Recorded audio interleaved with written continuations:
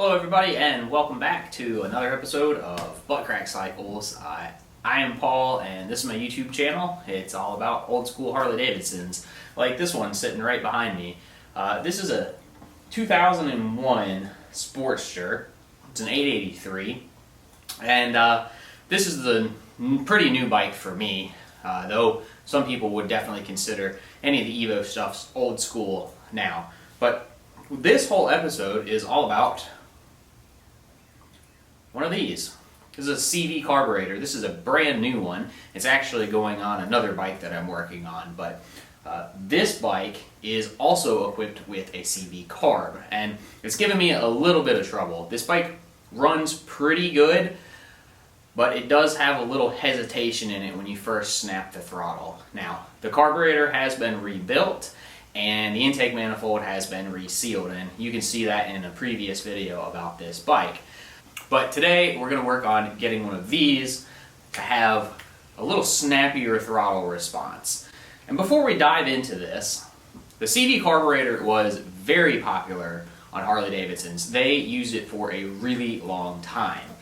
On Sportsters, they got it first. It came out in, I believe, '88 to replace the KN Butterfly Carb, which is what's on my Ironhead. And side note here, I actually really like my Butterfly carburetor. I don't think it's that bad now that I've kind of, spent a little time finessing it. It fires right up, it's got wonderful throttle response, and it runs really good. Anyways, big twin engines got the CV carburetor sometime around 1990, and the CV stayed in production in Sportsters all the way until 2006. And I think '07 is the first year of EFI on a Sportster with like a Delphi system.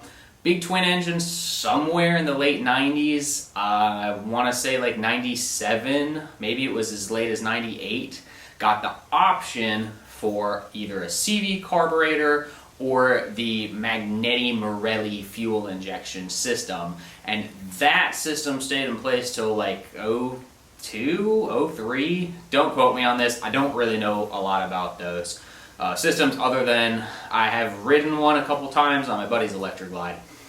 Anyways, yeah, so the CV Carb was on Harleys a really long time. This is probably the most common carburetor that you will find on an older Harley Davidson, and parts are readily available for them. So, what makes this different than a regular carburetor, and what does CV stand for? It stands for constant velocity, and this slide inside of the carburetor throat is vacuum operated by a diaphragm up here in the top part of the carburetor. And as you move the throttle, you can hear it right there. That slide moves up and down to achieve the correct amount of airflow for any throttle position, or at least that's what we're told. Early CV carburetors did not have an accelerator pump, though later ones have it right here, so when you whack the throttle open, you get a good squirt of fuel down the gullet there. So, speaking of accelerator pumps, the first place we are going to start is with just pulling the air cleaner off and verifying that we have a good accelerator pump shot down the throat of this carburetor. Alright, hopefully you can see this on the camera. See right here? The accelerator pump discharge nozzle. I'll do it again. Watch. Nice good squirt of fuel there. And if you kind of watch over here to the throttle, pretty much the second I start moving it, we get fuel coming out, which is exactly what we want. So the accelerator pump here is not our issue. And I can hear people furiously typing right now saying, but Paul, if it stutters and stumbles and kind of coughs when you crack the throttle, it has to be the accelerator pump. It doesn't. I guess, to be fair, I did leave something out. If you hold this motorcycle at just a steady, very light throttle, as soon as that accelerator pump fuel has been eaten up by the engine, it will start popping and sort of spitting. Now, let's rewind here. the carburetor has been rebuilt. The intake manifold has been resealed and rechecked to verify that it is not still leaking. I didn't screw it up. We know we have a good accelerator pump shot, which would take care of that cracking the throttle. However, it still spits and sputters if you hold it at a steady, light throttle. What's going on here? This is pretty much a stock bike with a stock carburetor on it. Why isn't it working correctly? Let me show you something. If you will notice here, in the area of the exhaust where a muffler once resided, and in my opinion should still reside, we have these, what I believe are Screaming Eagle pipes. And these obviously have significantly less back pressure than a muffler would. And not only are they obnoxiously loud, they also negatively affect the way the engine runs. And in my opinion, I bet I could put some mufflers back right here, and this thing would run totally fine. But I don't feel like buying mufflers, and I'm probably going to sell this bike very soon, and loud exhaust for some reason is a selling point to many people. So enough about the exhaust. Let's take this carburetor off of the bike and throw it on the workbench, and we'll get working on this. Again, I'm not going to show you how to do this. It's really, really simple. Doesn't take very long. Just pop it off of there. Okay, so we've got our carburetor on the workbench here, and the area of our focus today is going to be this plug right here. Now, what's so important about this plug, you may ask? Well, underneath this plug is the idle mixture screw. It is obviously capped off from the factory. It's supposed to be non-adjustable. Harley did not want you touching this thing, I guess for emissions reasons is all I can think of. In any event, when I'm running this carb on this bike, I can take my choke and pull it out just a hair, you know, maybe like that. A quarter of a choke or so. And pretty much this thing runs fine. And if I was keeping this bike, I'll be honest, I probably wouldn't even be worried about taking this apart right now. I might just ride it with the choke pulled out a little bit. But that tells me that I need just a little more fuel down low. And like I said earlier, I'm probably going to be selling the bike that this carburetor is attached to very soon. So having it running pretty much, you know, foolproof is in my best interest to getting the top dollar out of this motorcycle. It's a lot easier to sell something if you don't have to say, hey, before you ride it, or anytime you ride it, make sure you leave the choke out a little bit. People just want something they can get on and ride. Most people don't want projects. Okay, so we have gotten that plug drilled out. I just did this off camera because who wants to watch someone drill a hole? And as you can see right down in there, let me refocus the camera. There you go.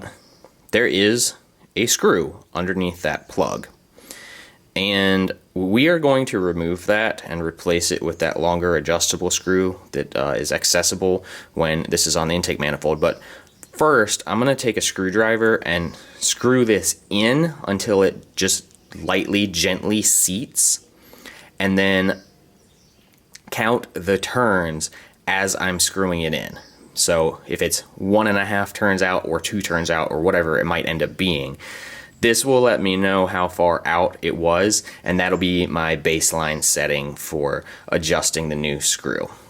Also, with the drilling of the plug, you can see what's left of it here. Let me put the carburetor down.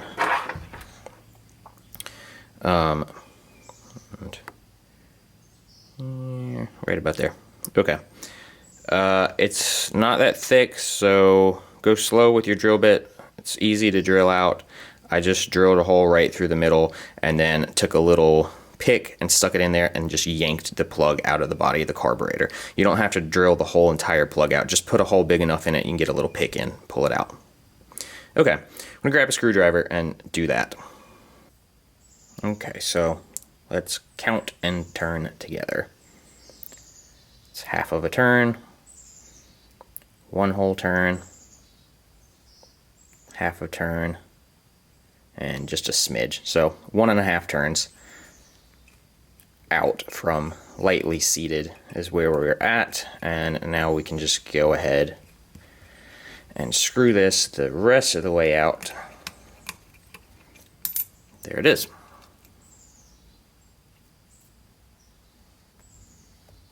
Okay, so that is our idle mixture screw that we are no longer going to use. So here's our new adjustable idle mixture screw, and I left this out earlier. After you pull the stock one out, make sure you get the spring, and there's also, it's going to be really hard to see, I bet, it's packing and the little brass washer in there. So just dig that out of the carburetor, out of your little hole, before you put your new stuff in. And we're going to put this in now. And before I put this on the bike, I need to move this cardboard box. I don't know how it got my... Well, hello there. There you go. Okay. Hey guys, I'm doing the oil for Daddy's bike. Blah! Yep. Don't overrun the funnel. No. You got it, dude. Yeah, I left this out, but the bike's on the stand right now. I got the wheels and tires off of it, put some new tires on this thing, and servicing it also. That way it has a fresh service before I sell it. I serviced it when I bought this bike, but I've actually ridden it a decent bit, so probably could use another service. You done with that one? Yeah. Alright, get another one. And I just went to start this thing. I just turned the fuel on and went to hook the choke cable back up. And as I was just kind of snugging down this little plastic lock ring, it goes crack. And I'm probably not going to be able to get this to twist around enough for y'all to see, but the threaded portion of this choke cable right in there, you probably can't see it. It just broke. It broke clean in half. So that kind of sucks. Thankfully, the carburetor on one of these is really quick and easy to pull off, so I guess I'm going to pull the carburetor back off and put a new choke cable on it. For right now, I think I'm just going to go ahead and start this bike up with this one on there. And I can't ride it because I don't have wheels on it right now, but this thing did have, you know, if you just went to just crack the throttle even just at idle, and it would still have that sort of spit and sputter. So I'm gonna crank it up and just keep it idling by hand, and then we'll see what happens. Okay, so here we go. I bet this thing won't start right away. These vacuum operated petcocks for me always seem like it takes forever to get a bike started after you've had a carburetor on with one of them on it.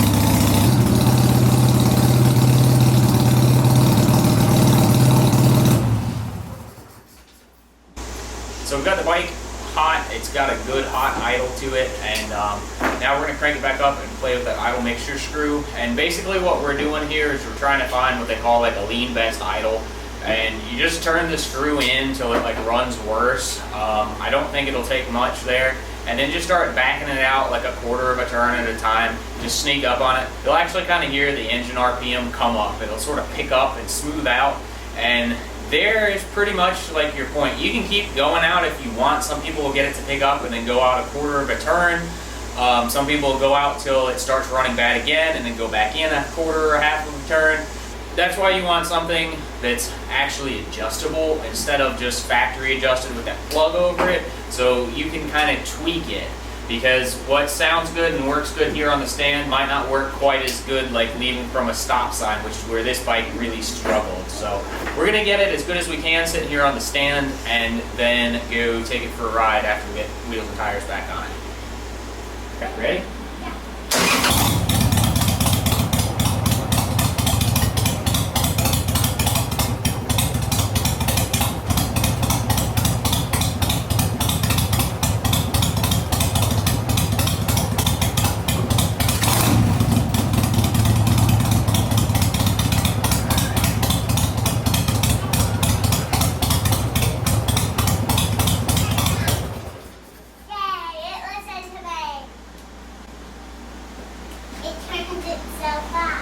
So that seems pretty good just sitting here on the stand. Obviously, we have no way to go down the road, but today's Sunday. I've got the wheels and tires for this thing right behind me. I'm going to take them to my local shop. I don't feel like dealing with them. And I feel like dealing with my local shop. I don't feel like dealing with trying to change tires myself here in my little building. So I'm going to run them to the shop tomorrow. And, oh hey, you found your camera. Are you out of film? Oh yeah. We'll take it inside and develop it later, okay? Anyways, yeah. Throw some wheels and tires back on this thing and take it up the road. Alright, you ready? Which side? Stand over here. This side? Yep. Okay. Get it on through. Careful. Get it through. Bang, bang, bang. Alright, hit it like you mean it. Hit it hard. Oopsie.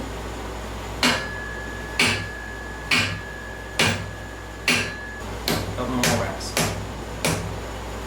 Big whack attack. Oopsie. Big whack.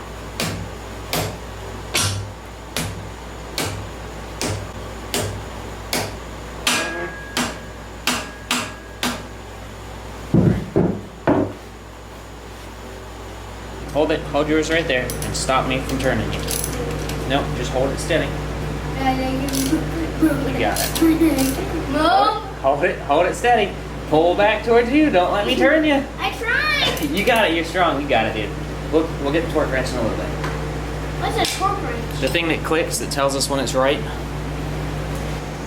Okay, so me and Kenneth and Baby Yoda, we finished putting the wheels back on this bike, and we got it set back down on the ground. And I'm gonna ride it to work tomorrow, and I'll make a video while I'm riding it with like my GoPro or my little stick camera thingy-majonger I've got, and we'll see if this bike still has that sort of hesitation in it when you roll on the throttle, or that pop kind of spit back that it had with the throttle open very lightly. Okay, so it's actually 2 days later. I lied.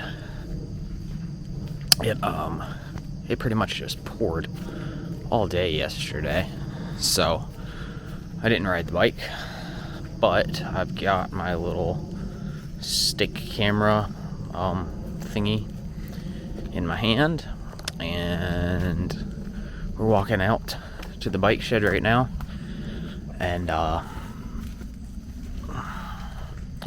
gonna throw a sweatshirt on. Actually, it's like 66 or 67 degrees, so it'll be a little chilly going down the road. And yeah, I'm gonna ride this thing to the shop and see how it does, and hopefully it's fixed.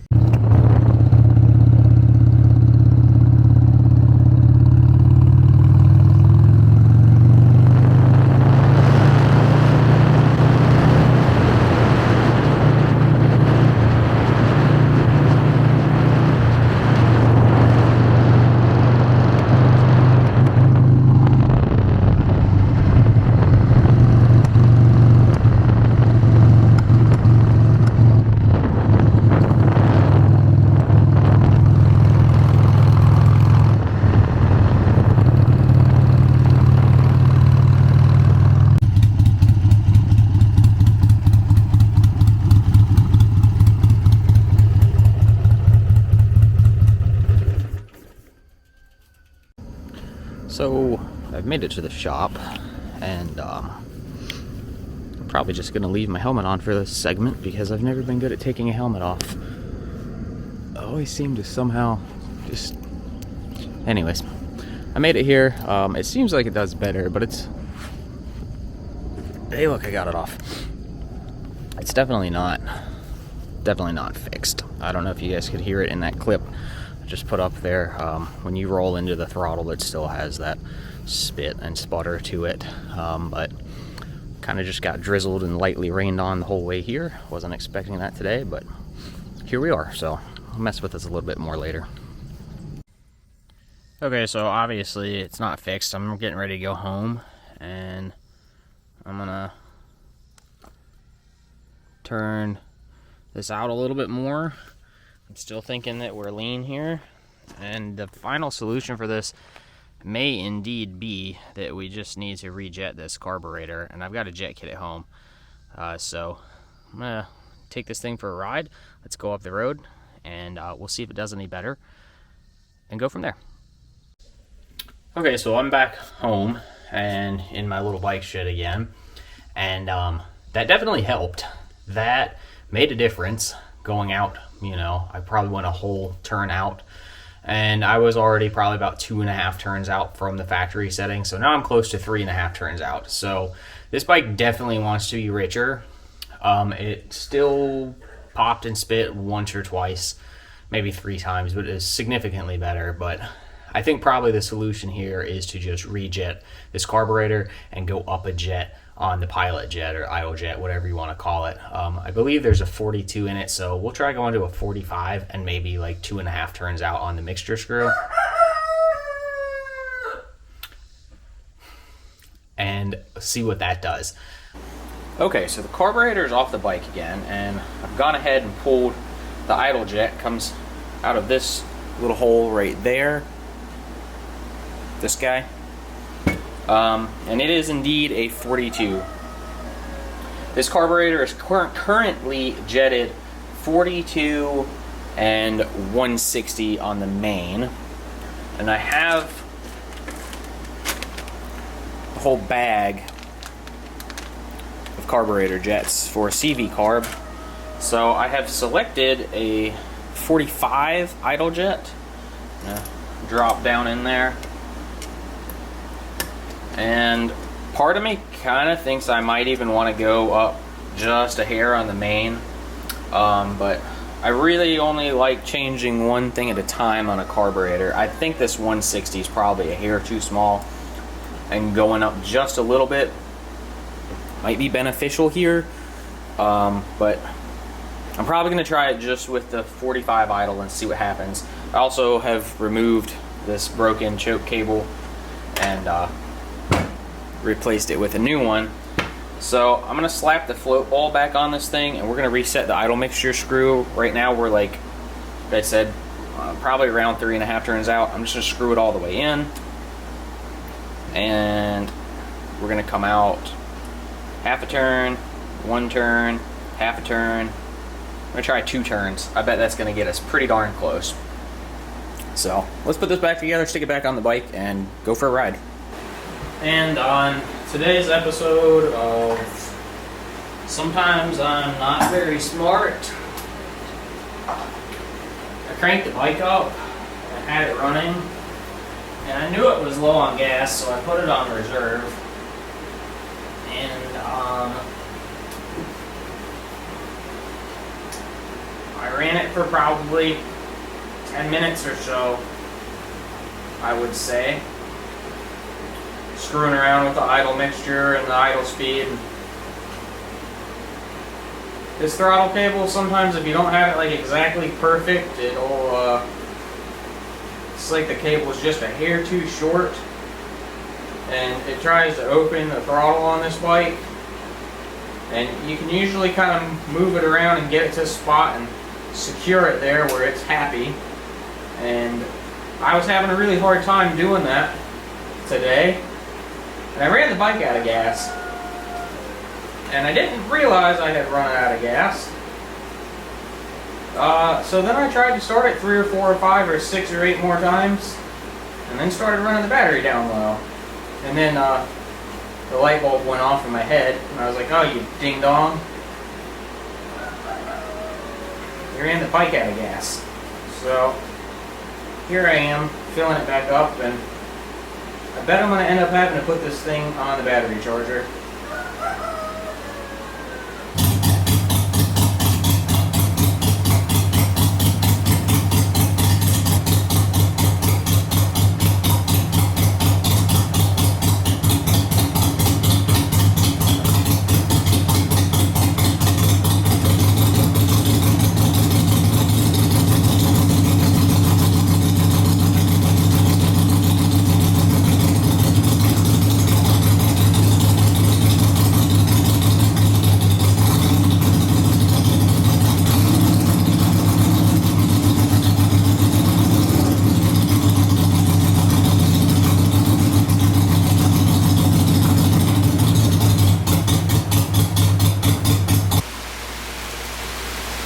Well, I was thinking about calling it quits and just going in the house, but the bottom just fell out of this thing.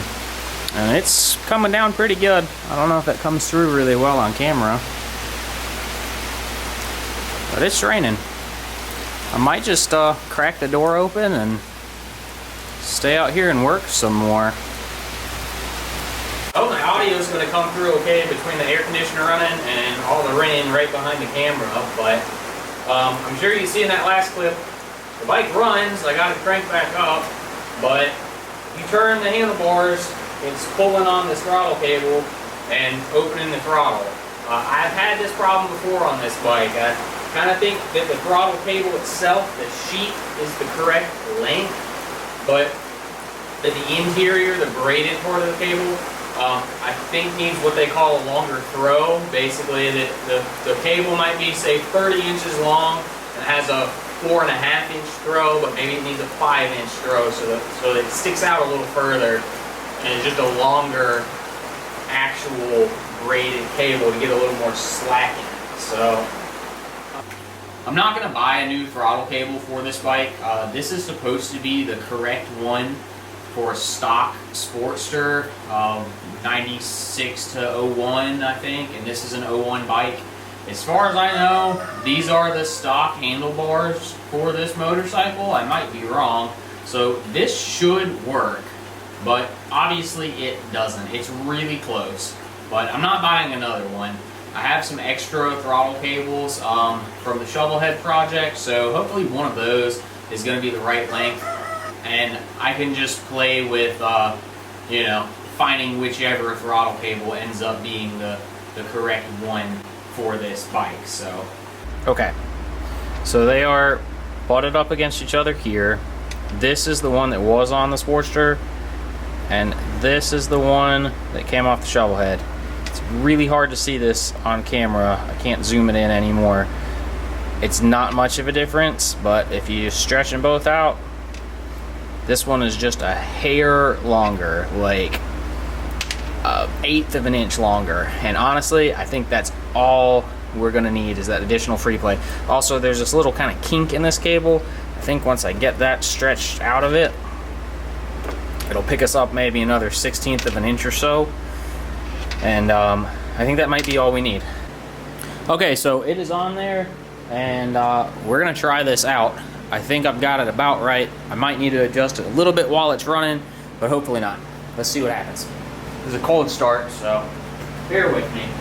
Key on, pull the choke out, make sure the fuel's on, give it a couple squirts. Ready, let's go.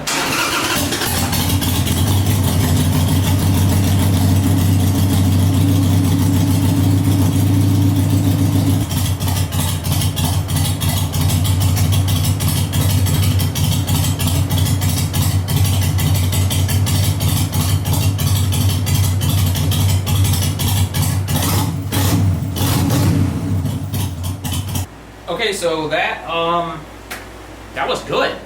That's like perfect. I'm gonna lock this down. I think that's exactly where we want it. And it's been kind of storming on and off all day. I think I'm gonna try and zip this thing around the block real fast before it really starts storming. So I'm gonna go grab my little small camera and a helmet and some pants and some boots, and we're gonna go ride this thing because I want to know if it's fixed. I pretty much never use this.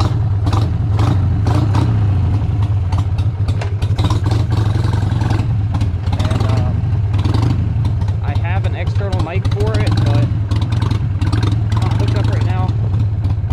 So I hope this audio comes through okay.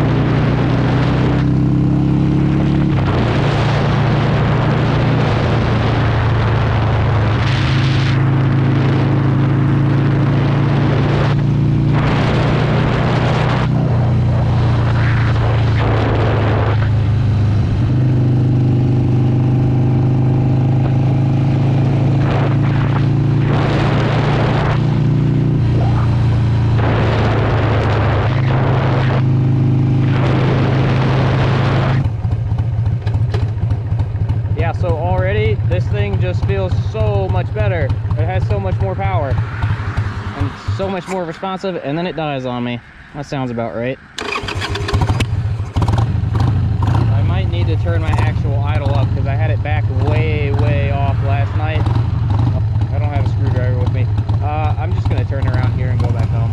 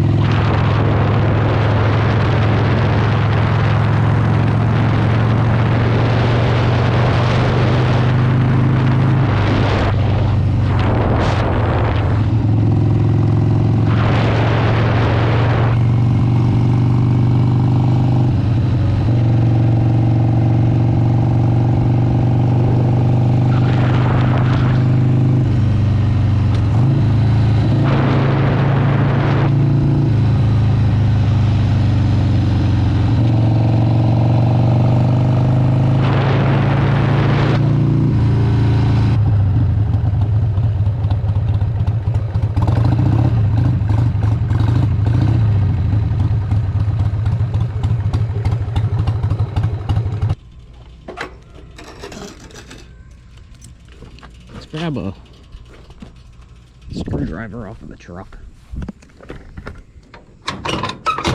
Damn, it's hot in this helmet.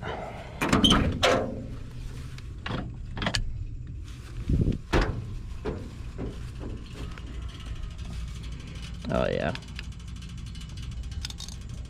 I don't even think it's touching the idle stop screw. That's how far off I had it backed. There it is. Let's start her up there.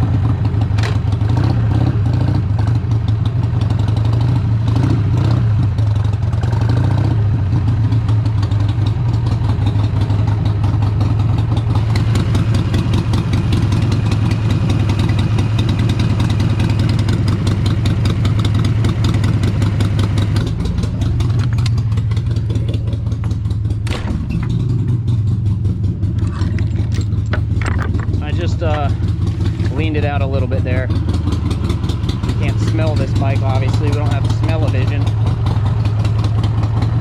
Just smells a little bit rich to me. Throttle response still feels really good.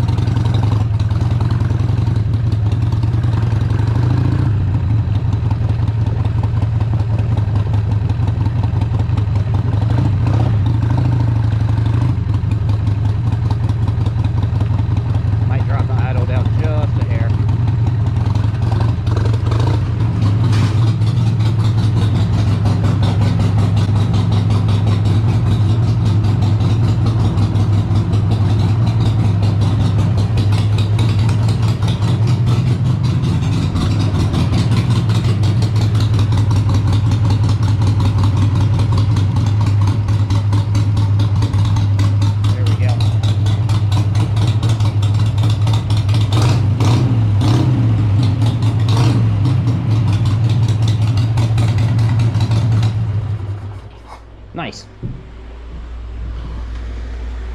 I still think there's a little bit of tuning left to do on this thing, but I think we're pretty close on it now.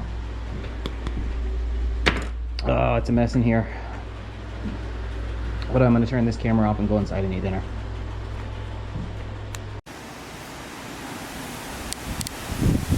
I think I finished that ride just in time.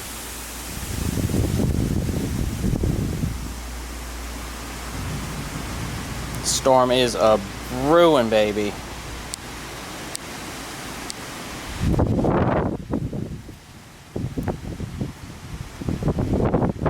go inside. Okay, so it's the next day, and I just got back from riding this thing. I gave it a little wipe down and a quick little polish on the chrome, and I just went and rode it around the block again and brought my camera with me and took some pictures of it for the sale ad. And this thing pretty much runs perfect. I can't ask for much more than that. So I think the final combination here ended up being about 2 turns out on the idle mixture screw, and then a 45 idle jet. And then obviously this different throttle cable that I had extra from the shovel head that solved the issue of the bars, raising the idle RPM. The main jet is still whatever I said it was earlier in the video. I don't remember anymore, 160 or 165. And maybe this could benefit from a slightly larger main jet, but really it runs so good that I'm just leaving it alone. So that's it for the end of this episode. Thanks for watching. We'll see you guys next time.